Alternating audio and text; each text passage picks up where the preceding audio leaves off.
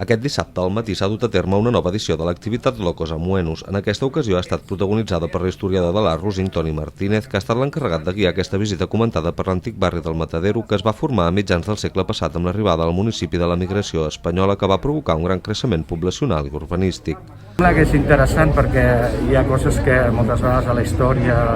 d'un poble no s'expliquen i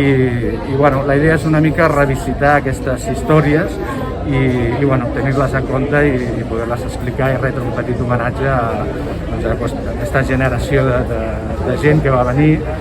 immigrants que van venir, que també van deixar casa seva per venir i començar una altra vida nova. La visita s'ha iniciat a la Casa Rahola Berga, que acollirà la futura seu de l'Arxiu Municipal, per després anar a la plaça de la Pau a Posada de l'Escorxador, com era coneguda antigament. La segona parada s'ha fet al pàrquing del Teatre Municipal, que ocupa l'espai del que va ser el camp de futbol Díaz Pacheco. Tot seguit s'han aturat al Mercat Cobert Municipal per explicar que el gran solar que hi havia abans de la seva construcció a mitjans dels anys 80 feia de frontera entre el barri del Matadero i les vivendes San José, per acabar a la plaça Pep Ventura, que va ser l'epicentre d'aquest barri on es van establir els pares d'Antoni a la seva arribada a Roses. Jo vinc de Camporredondo, un poble molt petit de Jaén,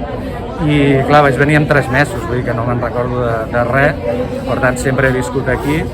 i bueno, el que farem amb aquest recorregut també és parlar, mirar algunes anècdotes de coses que havien passat, de quan van començar a viure en un lloc i en un altre, els canvis de casa. Locos Amuenos, que traduït al català significa lloc agradable, és una activitat que l'Arxiu Municipal de Roses va posar en marxa l'any 2016 per celebrar el seu 25è aniversari i consisteix en una visita a diferents espais de la població escollits per la persona convidada, que és l'encarregada de guiar-la i comentar-la des d'una perspectiva personal. Podem dir que és un passeig pels records, pel patrimoni immaterial i per les experiències íntimes i subjectives de diferents persones que amb les seves vivències personals i sensacions doten d'ànima paisatges i espais rosincs.